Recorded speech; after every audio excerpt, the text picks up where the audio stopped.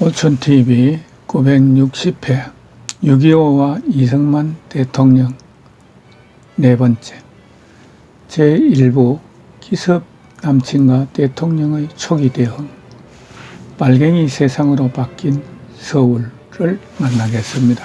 구독은 무료이니 구독과 좋아요 눌러주세요. 7월 16일 아침 국방장관은 동해안에 적군 3,000명이 상륙했다고 보고했다. 연합군 해군은 해안선을 철동같이 지키고 있다고 했었는데 이 또한 허풍이었던 것 같다. 그러나 서해안을 지키고 있는 우리 해군은 소형 보트로 상륙하는 적군을 격퇴시켰다. 포항 비행장은 미군들이 사용하기 위해 수리 중이다. 국방장관은 미군은 금강을 사이에 두고 적과 격전 중이나 자꾸 후퇴할 기미고 한국군 사령부는 현 전선에서 더 이상 물러나지 말고 싸우겠다고 맞서고 있다고 말했다. 딘 소장은 대전을 방어하라는 메가더 장군의 명령을 받고 휘하 장병들에게 후퇴하는 자는 적결 처분하라는 엄명을 내렸다. 그런데도 동이 터자 금강전선의 미군 병력은 300명만이 남고 모조리 뺑소니들을 쳤다. 열흘 동안에 전황을 바꾸어 놓겠다고 큰소리치던 워커 장군의 얼굴이 떠올랐다. 경무대를 지키다 7월 3일 간신히 서울을 탈출한 경찰관이 서울의 비참한 소식을 알려왔다. 쌀값은 10배로 폭등했고 그나마 구할 수가 없다는 것이다. 화교들은 장개석 총통의 사진을 떼어버리고 공산군들을 맞이했다고 한다. 공산군들은 온갖 약탈을 자행, 쌀이며 손목시계, 만연필 등 닥치는 대로 빼앗아 북쪽으로 보내고 있다는 것이다. 감옥에 갇혔던 빨갱이들이 서울시의 책임자가 되고 거리의 공산군은 10대가 대부분이며 13살짜리도 끼어 있다는 모두가 처절하고 끔찍한 소식뿐이었다. 7월 17일 장마철인데도 날씨는 계속 쾌청하다. 하느님이 우리를 돕고 계시다. 탱크를 막아낼 무기가 없는 우리 국군을 불쌍히 여겨 미군기들이 출격 탱크를 부술 맑은 날씨를 주시는 것이다. 대통령은 지사실에서 지헌절 기념행사를 가졌다. 하오 2시에는 각 도지사와 경찰 간부 회의가 대통령 주재로 열렸으나 서울에서 피납된 구자욱 지사 자리만이 비어 눈길을 끌었다. 이 자리에서는 입국 허가를 신청한 일본의 요미우리, 산케이, 마이니치 등 3대 신문의 특파원 문제가 논의됐다. 국방장관은 딘 장군의 사단병력 5,000명 중 절반 이상이 희생됐고 미군은 금강에서 6마일을 후퇴했다고 보고했다. 미군은 군산에서 적과 대치하는 것이 유리하기 때문이라는 이유를 달았다. 김석관 교통부 장관은 밤낮 없이 포화속을 뚫고 병력과 군수품을 실어 날랐지만 아직 한 건의 사고도 없었다고 대통령에게 보고했다. 대통령은 윤치영 씨를 주벌대사로 임명했고 윤 대사는 일본에 건너가 교포의용군을 조직하고 싶어 했다. 이 일은 문교부 장관을 지내던 안호상 씨가 이미 착수하고 있었다. 나의 일기는 7월 20일로 3일간 뛰어넘는다. 이 3일 동안 나는 거의 혼수 상태에 빠져 아무것도 할 수가 없었다. 설사가 너무 심해 손끝 하나 까딱할 수 없었고 40도에 가까운 고열에 헛소리를 낼 정도였다. 더위를 먹은 데다 물갈이가 설사의 원인이었다. 물은 언제나 나를 괴롭혔다. 전에 대통령을 따라 지방에 시차를 갈 때도 물이 맞지 않아 배탈이 나곤 했다. 대구의 더위는 지독했다. 대통령은 지사관제 뒷마당에 펌프를 틀어 몇 바가지씩 쏟아버리고는 샘물을 받아 시원스레 불컥불컥 들이마셨다. 지하수는 이가 시대록 찼지만 나는 배탈 걱정에 항상 끓는 물을 식혀 마셨다. 그런데도 탈이 난 것이다. 신경성 위염까지 도졌다. 솔직히 말해 이런 얘기를 한다는 게 부끄러운 일이다. 아무리 어려운 때라 해도 나는 옆에서 신경을 써주는 사람도 있고 새끼밥은 그러지 않는다. 집과 가족을 잃고 먹을 것 없이 길거리에 나앉은 국민들은 얼마나 고생을 할까 생각하면 나의 고통은 아무것도 아닌 것이다. 전투는 계속되어도 어두운 소식뿐인 것 같다. 고열에 들떠 멍멍한 속에서도 대통령의 기도는 매일 밤 나의 기전을 울렸다. 오 하나님, 우리 아이들을 적의 무자비한 포탄 속에서 보호해 주시고 죽음의 고통을 들어 주옵소서. 총이 없는 아이들은 오직 나라를 지키겠다는 신념만으로 싸우고 있나이다. 당신의 아들들은 장하지만 희생이 너무 큽니다. 하느님, 나는 지금 당신의 기적을 기다리고 있습니다. 대통령의 기도는 절규였다. 조재천 지사 부인이 콩나물에다 파를 넣어 끓여 소금으로 간을 맞춘 맑은 국물을 가져왔다. 면목은 마시니 속이 부드러워지는 것 같았다. 나는 이 국물을 아꼈다가 대통령에게 권했다. 대통령은 마미, 당신이나 두고 마실 일이지 하시더니 단숨에 한 대접을 몽땅 비우는 것이었다. 눈물이 솟구치는 것을 참았다. 7월 21일 이날 아침 불행이 겹친 날은 없다. 하오 4시 미군이 대전을 포기하고 철수하기 시작했다는 보고가 들어왔다. 설상가상으로 지휘관 딘 소장의 실종이란 충격적인 보고가 잇따랐다.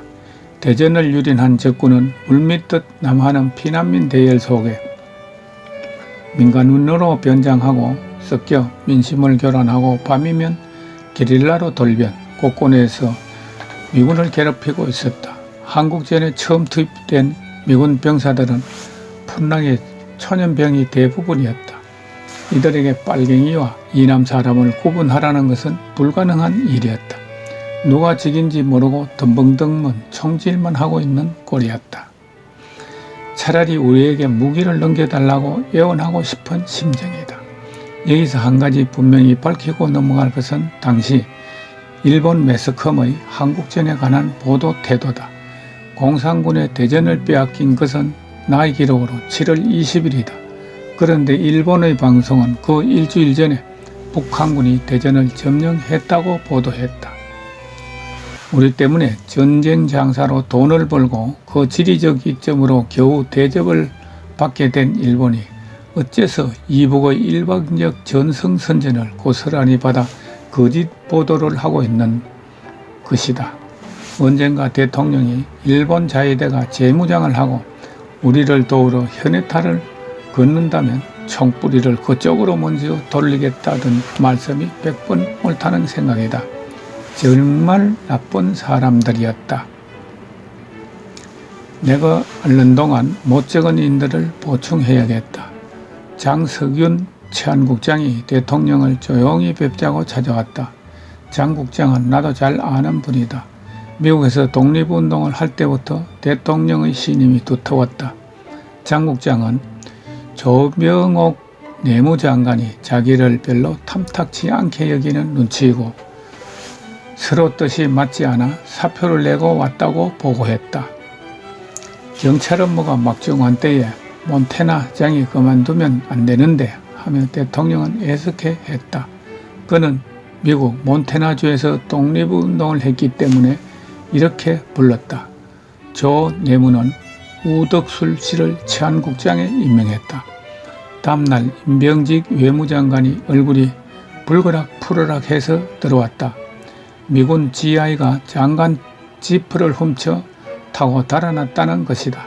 임 장관이 미군 사령부에 이 사실을 항의했더니 그쪽에서는 우리가 당신 나라에 수많은 지프를 주었는데 그까지 한 대쯤 없어진들 뭐 그리 대단해서 항의를 하느냐고 대답하더라며 흥분을 참지 못했다. 대통령은 임 장관에게 무초대사를 부르라고 했다. 대통령은 대사에게 당신 나라 정부는 그런 일을 용납하는지 몰라도 한국 정부에서는 안 됩니다. 미군 병사들이 항구를 돌아왔다 해서 도둑질을 해도 아무 상관이 없다는 생각을 갖게 해서는 안 돼요. 우리 땅에서는 한국인이건 미군이건 도둑질을 하면 벌을 받아야 됩니다. 무초대사는 금시초문이라며 즉시 판상을 하고 그 병사를 색출, 처벌하겠다고 약속했다. 이상한 것은 모든 게 참담하고 헐벗고 굶주렸어도 우리나라 사람들이 도둑질을 한다는 사건 보고는 한 건도 없었다.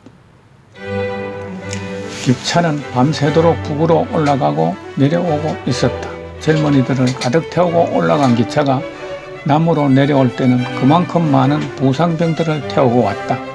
삶과 죽음의 교차를 매일같이 목격하는 것이다. 정선으로 향하는 열차는 불빛이 새어나오지 않도록 차단을 해 검은 공룡이 움직이는 것 같았고 오로지 전의에 붙는 젊은이들의 궁가와 함성만이 터져나왔다. 그러나 그 열차가 되돌아올 때는 불을 환히 켰고 창문을 통해서는 붕대를 감고 피로 얼룩진 우리 젊은이들의 고통에 몸부리치는 모습이 생생히 보였다. 나는 하느님 어서 이 전쟁을 끝나게 해 주옵소서 하며 기도를 올렸다. 딘 소장의 24사단은 켈리 장군의 25사단으로 대치되었다. 달은 한없이 밝고 아름다웠다. 바람이 일기 시작했다. 일본에서 북상하는 태풍인 것 같다. 걱정이다. 지금까지 연합군이 우세한 것은 공중뿐인데 날씨가 나쁘면 부득이 제온끝마저 잃게 된다. 역시 하루 종일 길을 찢던 프로펠러와 제트기 소음은 들을 수가 없었다. 우리는 최근 서울을 탈출해온 사람으로부터 또 소식을 들었다.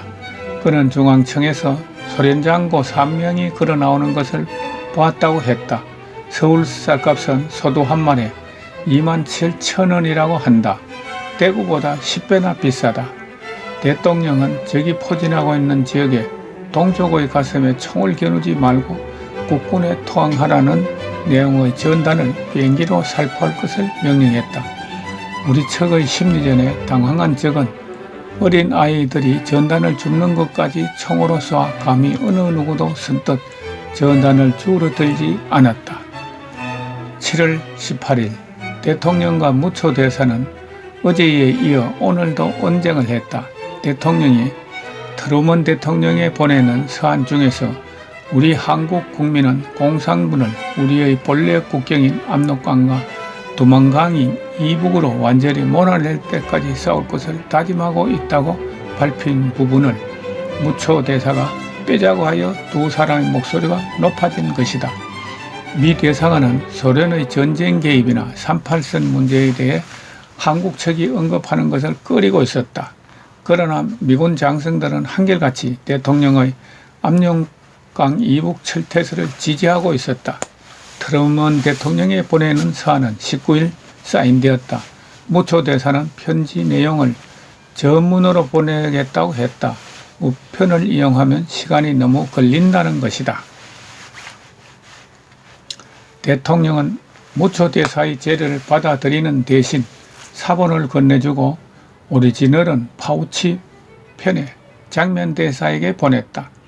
국방장관은 워커 장군과 한 미군의 방어선 배치에 관한 회의를 갖고 미 보병 24단을 안동에서 대전으로 이동시키고 대신 우리 국군이 안동전선을 지키기로 했다고 보고했다. 긴장과 초조와 고무줄처럼 팽팽한 하루하루 가운데 대통령의 가장 행복한 시간은 꼬마 친구들과 만나는 때였다. 대통령의 꼬마 친구는 조 지사의 두 아들이었고 7살과 5살 정도였다. 두 녀석은 대통령 임시 집무실과 지사 관저 사이의 담장에 얼굴을 빠끔히 내놓았다가 대통령에게 들켰다. 대통령은 이 녀석들 엄마 아버지한테 들켜 혼나기 전에 냉큼 나한테로 건너오너라 하고는 집무실에 숨겨주고 함께 노는 것이었다. 대통령은 지난 신문과 달력으로 딱지를 접어 같이 딱지치기를 하고 종이배를 만들어 배를 띄우며 놀았다. 대통령은 딱지 배우며 종이배 접는 솜씨를 14살 때 디프테리아로 미국에서 죽은 친아들 태산이한테 배운 것이라고 말했다. 조 지사 부인이 담장 너머로 이를 보고 깜짝 놀라서나 대통령은 손가락을 입술에 대고 쉬 하며 아이들을 놀라게 하지 말라는 신용을 했다. 이후부터 주 녀석은 대통령만 보이면 쏜살같이 달려들어 품에 안기곤 했다. 대통령은 5살짜리를 더 귀여워했다. 하루는 그 녀석이 내 종아리에 간지럼을 태우지야 대통령은 라이벌이 생겼다며 농담을 했고 집무실 문을 살짝 열고 들어오면 마미 당신 보이프렌드가 왔어 하며 환히 웃었다. 대통령은 아이들을 너무나 사랑했다. 이곳저곳 지사관제로 옮겨 다닐 때마다 6, 7씩 되는 거댁 아이들을 일일이 껴안고 귀여워했고 지사는 복도 많은 사람이야를 연발했다. 그때마다 나는 죄스러운 느낌을 가졌다. 대통령은 이내 내 안색을 살피고는 대한민국의 청년이 모두 우리 아들이야. 마미는 수없이 많은 아들을 두었으니 할 일이 많아 하며 위로를 했다. 7월 20일 아침 일찍 국방장관은 탄약이 부족하다는 보고를 했다. 또 게릴라전의 명수 타이거 검, 그 이름은 지금도 기억이 흐리다는 미 군사 고문단과 술만 마시지 하는 일이 없다면서 그 둘이 이론 교육에는 밝을지 몰라도 우리 훈련병들에게 실전 훈련은 제대로 시키지 않는다고 불평을 털어놓았다. 배탈은 나를 낳을 생각을 안고 있다. 밤이면 더욱 심해져 화장실을 들락거리다 나를 밝힌다. 대통령까지 설사병에 걸려 밤새도록 두 사람이 번갈아 화장실을 출입했다.